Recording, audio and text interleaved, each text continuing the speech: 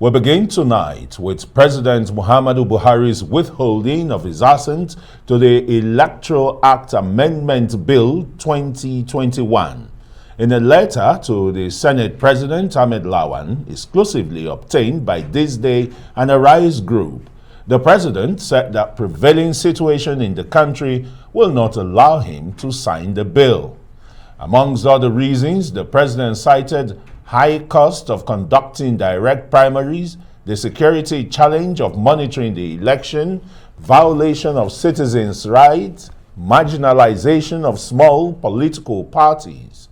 Buhari also notes that adopting direct primaries also has implications on the rights of citizens to participate in the government as constitutionally ensured.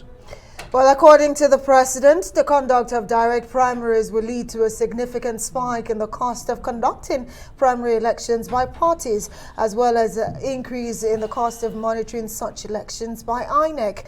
He explained that the indirect consequences of the high cost and monetization are that it will rise and increase the financial crimes and constitute further strain on the economy. In his view, it will also stifle smaller parties without the enormous resources required to mobilize all party members for the primaries, a situation which he says is not healthy for the sustenance of multi-party democracy in Nigeria. The President further states that security agencies will also be overstretched as direct primaries will be open to participation from all and sundry, and such large turnout without effective security coordination will also engender intimidation and disruptions, thereby raising credibility issues on the outcomes of such elections. Significantly, Buhari said, and I quote, "The amendment as proposed is a violation of the underlying spirit of democracy, which is characterized by freedom of choices. Political party membership is a voluntary exercise of the constitutional right of freedom of association."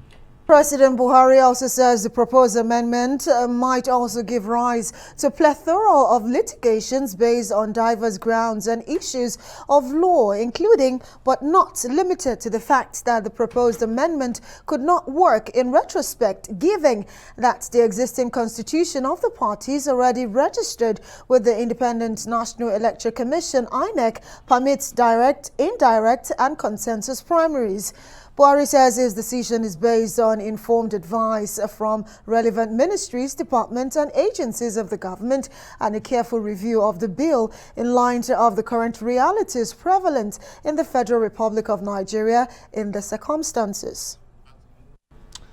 Well, for more on this, let's bring in Arise analyst Mahmud Jega and Frank Tietie for more on this development. Mahmud is right here in the studios with us, while Frank Tietie is in Overflow studio. Hello, Mahmud. I mean, Nigerians had waited with bated breath, and in the very last minute, Mr. President has given reasons. How cogent are these reasons? You see, we discussed this matter several times here on Arise in the last 2 weeks. I think we all saw this coming. In fact, he waited not just at the last minute, but beyond the last minute, because he should have probably indicated by yesterday whether he assented to or had not. But today, he gave a very comprehensive explanation for withholding his assent.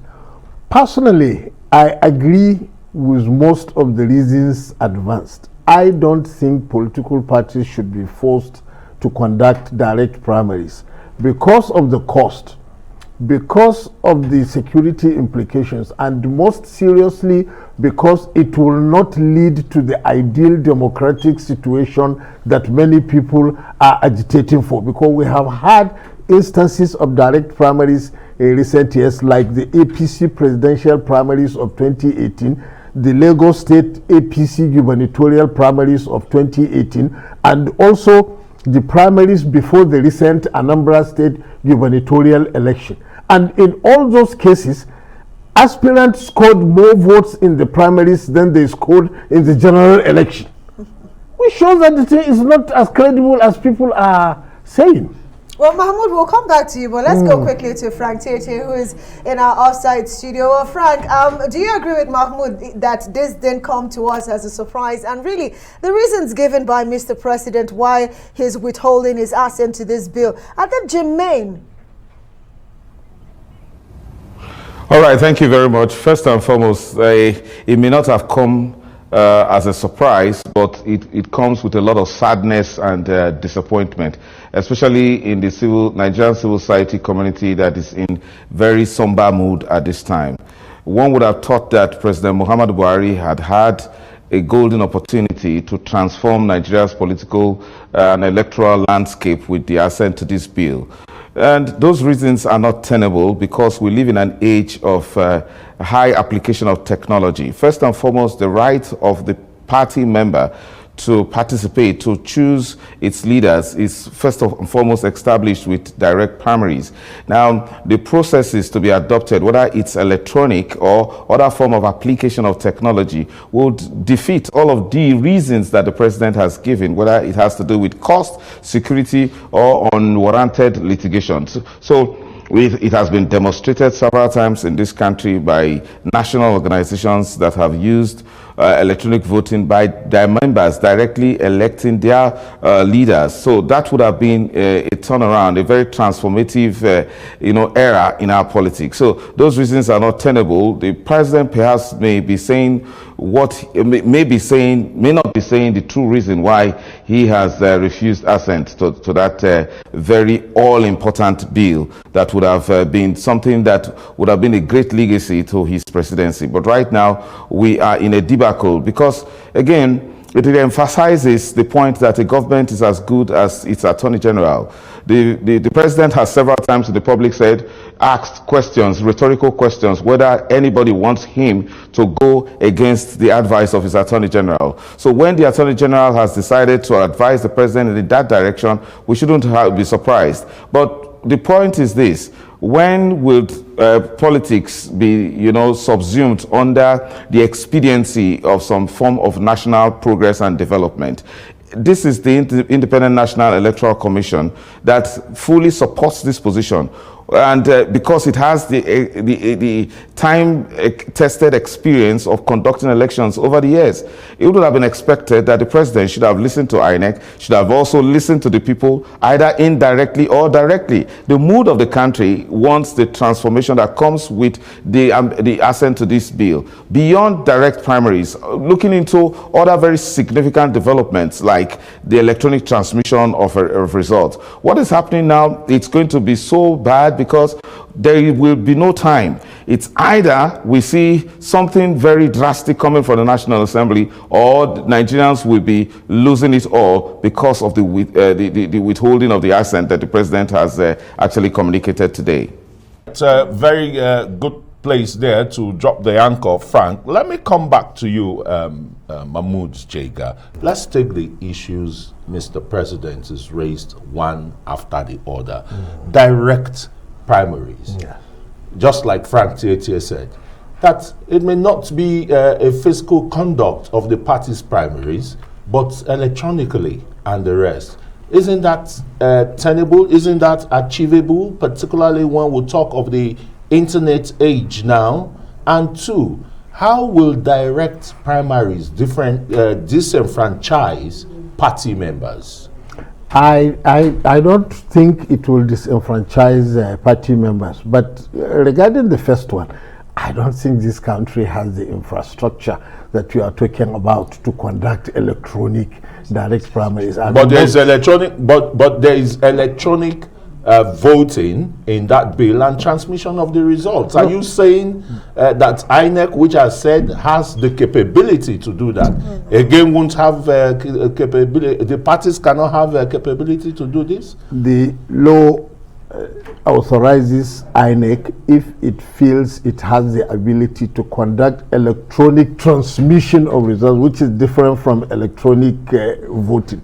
But you see, most of the rural areas in Nigeria, they don't have the infrastructure for party members in every ward in this country to vote electronically in party primaries. In any case, you see, it is clear from the president's letter that the only part of the bill that he objects to is this one that insists that the political parties must hold direct primaries. He didn't comment about all the other ones, so he has no objection to those. It is only this one, and what he is saying essentially is that the political parties should be given the choice to choose whether to do direct primary or indirect primaries, or even to decide by consensus, which is enshrined in the constitutions of the major political parties. The only part that I do not agree is to say that it will violate the constitution of the parties, because if the constitutions of the political parties conflict with a law passed by the National Assembly to the extent of the inconsistency,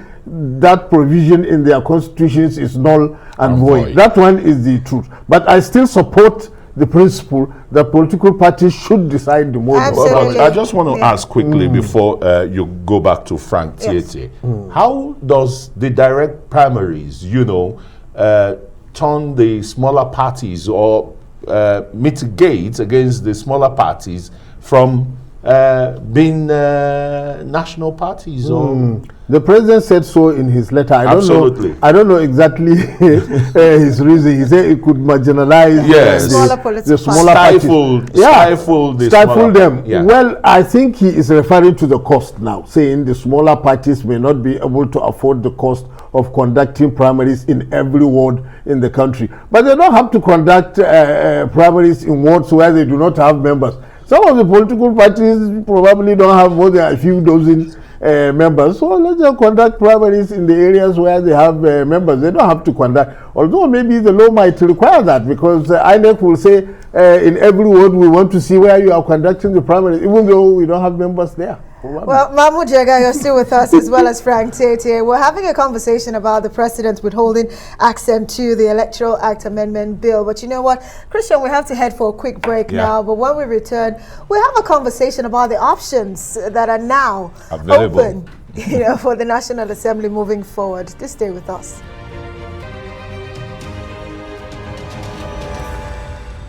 You're welcome back, and you're still watching Newsnight. We're live in Nigeria's capital, Abuja. I am Christian Ogodo. And I am Amaka Ude. We still have Arise News analyst Mahmud Jega, as well as Frank Tietie, who is in our offsite studio. And gentlemen, thank you again for rejoining the conversation. Well, Frank Tietie, I want to come to you right now. The pendulum has gone to the National Assembly, and Nigerians are wondering, really, options available to the National Assembly, especially in salvaging this bill that has a lot of great components that Nigerians had hailed the National Assembly when it first came into being. The options of salvaging this bill. Okay, the options to the National Assembly are not many. Actually, it's supposed to be one option to actually override the veto of the president. The president's withholding assent amounts to a veto of the bill entirely. The only option available, actually by provisions of Section 58 of Section 5 of the Constitution, is for the National Assembly to override the veto of the president. Let's look at it this way. It is easy to say that the president objects only to the issue of direct primaries. But if there is any amendment to that bill, it means that it's a different bill entirely. It has to go through the entire legislative process. But if that bill has to be saved, then it can only be passed the way it was actually transmitted to the president, and that can only be by 2/3 majority of members of both houses of the National Assembly voting in favor of overriding the veto of the president. That's the only way to save it, except going through the entire process again, which will amount to some form of filibustering and all of that. There will actually be no time to have another bill to be presented to this president.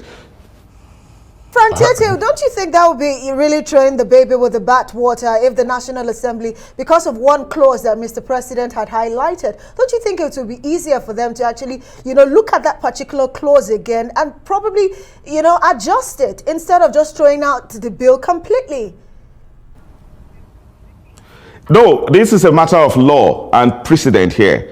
We have had it before in our history. This is not the first time the president is withholding the assent to a properly constituted bill, as we have had that has been transmitted to him. We saw it in the Gali Umanaba the House of Representatives with regards to the NDDC bill, with a very powerful president like Obasanjo, former President Olusegun Obasanjo. Yet the National Assembly was resolute enough to override the bill. Override the veto. Let me tell you this. The wordings of Section 58, Section 5 are very clear. It has to be the same bill that was transmitted and rejected by the president. There is no contention about that. If no matter how well prepared and well intended the other provisions are, so long as the president has withheld its assent, not as a result of that direct primaries clause, but it is assumed to the president's withholding the assent affects the entire bill, not necessarily one clause. So once that clause has been affected, it affects the entire bill. Therefore, at this time, pressure must be put on the National Assembly to, for once, exercise its intention, its well-intention, because the National Assembly does have in its mind, at a time in our history, we have had parliamentary supremacy in this country, which are ultimately translated to party supremacy. That as against the supremacy of very powerful political lords who are wielding so much influence in our political landscape, that there is always an intention behind the words, behind the legislation that is presented at any point in time. That intention now must be, emphasized against the withholding the assent of the president. The National Assembly has considered as it is, maybe predominantly APC, but if it is resolved, it can actually override the veto of the president. All right, thanks very much. Yes, Mahmud, Frank Tietie raised some fundamental issues there, which I know you're eager to counter.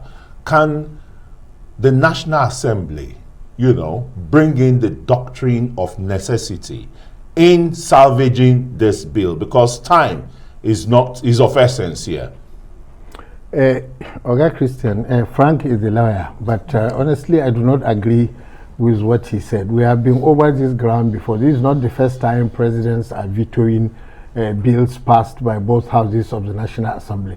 And the whole purpose of writing a letter to explain why the president is withholding his assent is for him to explain exactly what section of the bill he is objecting to. And it's not only in Nigeria. In the United States, where we borrowed the whole system, that's also the system that.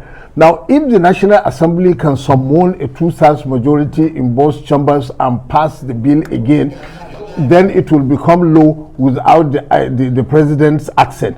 But if they cannot summon the 2/3 majority to pass it, then they have a second option, which is to concede to the president's objection and amend that particular section that he is objecting to, and then they can represent the bill to him again, and then he can sign it into law, since he has objection to only one particular section. I don't think it is correct to say that the bill has to start all over again from Mahmud, scratch. are you concerned about the time? Because if you look back at the 2019 elections, the president, withheld his assent as well because of time constraints. And the 2023 elections is just around the corner. Time. This can be done. This can be done within a week. All they have to do, the assembly is on recess now. As soon as they come back, they can reconvene tomorrow. If they reconvene tomorrow, if they want, they can have a vote.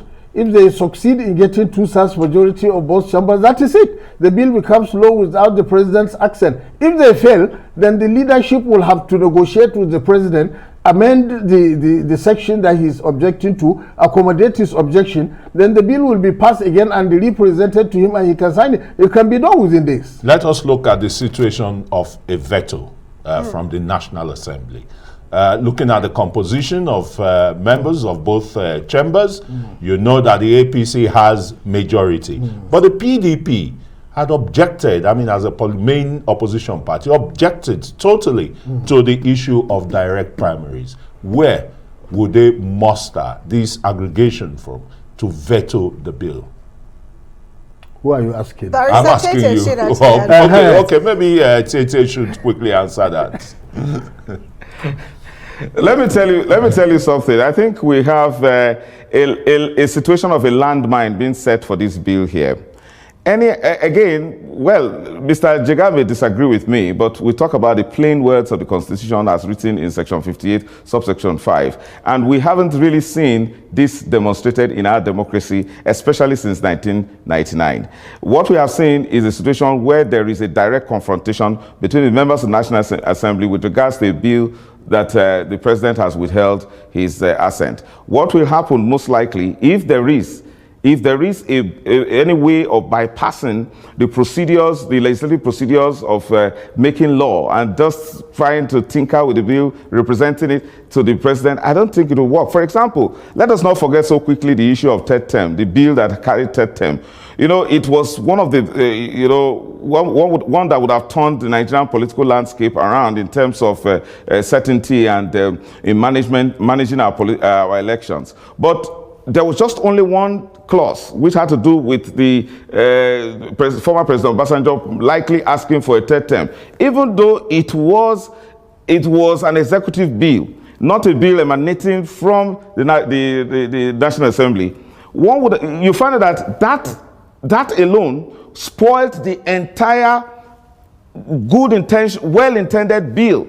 So it's not that easy, like I told Mr. Jega before we got into the studio. However, that becomes, excuse me, the landmine for which there will be litigation, whether the president is able to take on a bill that did not go through all of the processes of lawmaking before being presented to him for assent.